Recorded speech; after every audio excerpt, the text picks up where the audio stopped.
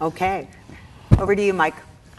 Well, speaking last is sometimes a little bit difficult because everything's Not already for been you. said. But you guys aren't that lucky. I still have more to say. The bottom line is this technology is fantastic. Network function virtualization. It's one more step in virtualization. We started with the virtualizing operating systems. We've moved to the cloud. We're moving to there. We're virtualizing machines across the board. If you look at that and you think back, each one of those took about 3 years plus to actually implement across the community. And when I say community, I'm talking community at large, across. I see the same thing with the network function virtualization. We have to be patient. We have to move it. This is something that CIOs, I think, Doug, CIOs might be hesitant at first to accept because, well, you're different. You're a different kind of CIO. But most CIOs will be a little bit hesitant to accept this, just as they were with the cloud and just as they were with initially operating systems. And the reason is it's new. It's change. We all know how much we like change, especially when we get older like me. You know, sit there, no, I want to keep what I have because I'm real comfortable with it. We need to, the way that it needs to go forth with this is we need to never forget the mission and put it in terms of mission. The CEOs of the corporations, CEOs in the private sector, the commanders in the military, and the directors in the agencies and departments, they need to understand, why is it going to make my mission better? How is it going to help me accomplish my mission faster, cheaper, quicker, and safer? It's got all those qualities. It has all those qualities. We need to never forget that as we move forward with the system. It needs to be based on open standards across all vendors that are there, so that we set an interoperable foundation. Mm-hmm. And once you have built that interoperable foundation, then everything else can be layered on top of that and brought forth. So each vendor will have their own area where they can make things better and sell their own within their own space. But it will not be stovepiped. It'll be interoperable across all infrastructure, and I believe that's where we're moving with this. It's an exciting time. It's something that's different. It is something that's going to, think about this for a second. Instead of having to deploy infrastructure out to the field, if you're an agency, let's say NGA, probably several hundred sites at a minimum across the world, it used to be when you did a major network upgrade or something like that, you would have to sit there and deploy worldwide to all those sites and replace each piece and upgrade each piece of software that's out there, technicians in the field, in the air, moving forward. Think about this for a second. Now it's going to be a push of a button.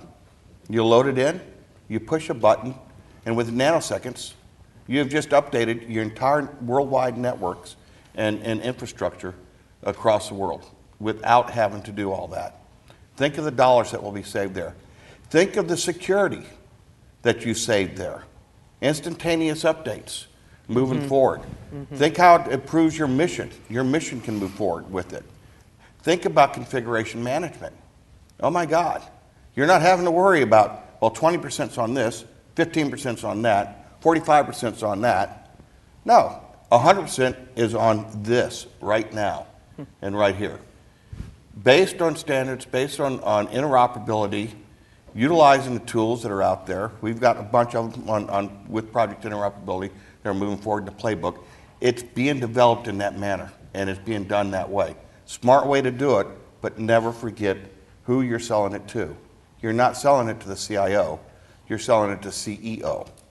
And you're selling it to the mission analyst and the mission folks that are boots on the ground that have to use it.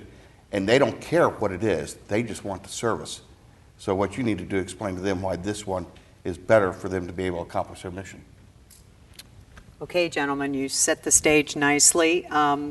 What I'd like to do is, plant the seed in the audience that we're moving to the Q&A. Of course, as moderator, I get to ask a couple of questions first, but please be thinking of your questions. And we do have a mic that'll go around. For the panelists, I'd like you to think about a vignette or an example, because I think we want to try to galvanize in folks' heads how this can really come to fruition in a particular area, either a mission area or a business support area. How many of you in the audience have ever leveraged this virtualized service or function, either in your business or in your government entity, that you've gone online and it's being provided, right, from outside of you? If you raise your hands, not bad, probably about 20%, okay? I will tell you that it didn't happen for me until I started my own company, and obviously I couldn't do everything myself, and these services were available. And even someone like myself who has not been used to that environment, what is amazing about it is that it's tailorable to you, that you can get training, right, on it, whatever that function is. And then the updates, like we were talking about, just come to you. So you can have innovation coming in continuously without me having to do anything except say yes.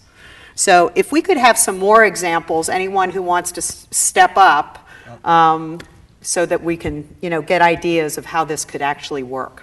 So one example that's pretty stark for me is the Army's WIN-T program. So there was a time where the Army had the Humvees, and every piece of equipment in the Humvee was purpose-built. It was mostly single purpose for whether it was routing, whether it was firewall, whether it was IDP. And there was a cost associated with having those individual physical devices. And the price was really the amount of armor you could put in the Humvee to protect the soldiers, and the amount of information or content you could get into the warfighter, whether he was on base or on the move. And I think the Army took a step, the first step, which was really to build some small form factor blades that would kind of take multiple functions, put it onto a smaller blade, and they were able to reduce the weight that was required for the communications, which meant they could get more armor into the vehicle, which meant the soldiers were better protected. I think what we're talking about with true virtualization, true automation, is to reduce even those small form factor blades into virtualized packages that can be on x86s to even further reduce the space, weight, and power that you need in the Humvee. And to me, this is a great example because you're not talking about dollars and cents, you're not talking about some notional return on investment, but you can actually count the poundage that you're saving in that vehicle, where you can put more armor for soldiers, and you have more soldiers coming back better protected, less wounded and killed in action. So I think that's the real power of what you can do with virtualization and how it really needs to be measured. Okay, that's a great example. Anyone else? Go ahead, and I'll follow up. Real quick, an example of our desktop initiative. We upgraded from Microsoft Office 2010 to Microsoft Office 2013 with a push of a button overnight. Tens of thousands of users on the new baseline. I'll give one. I was CIO of the Department of Agriculture for roughly 5 years, and we basically were looking at 27 fragmented messaging systems from email all the way through our phone systems, and we want to do something around unified communications. So instead of us, we did start down the path to build it internally and do some virtualization, but ultimately that was a managed resource that we could get cheaper and get those upgrades much more quickly. So we never capitalized anything, right? It was all operational expense, so there was no spike in the budget. And then maybe I'll throw one out into the networking world today on what's going on out there.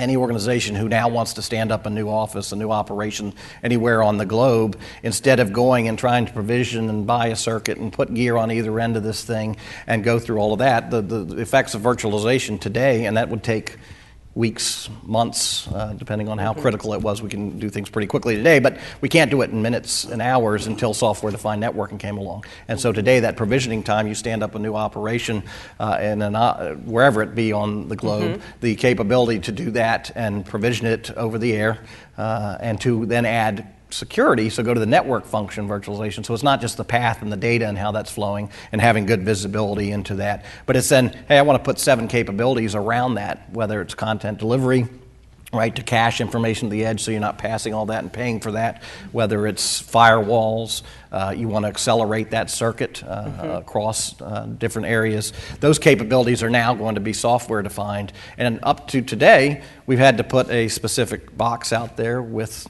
proprietary hardware, proprietary software, and what we're talking about is making that a vanilla box that can then use the processing power through virtualization and memory to do 5 to 10 to 15 different things ultimately. Ultimately, you may be able to run applications in a dispersed cloud in that manner as well.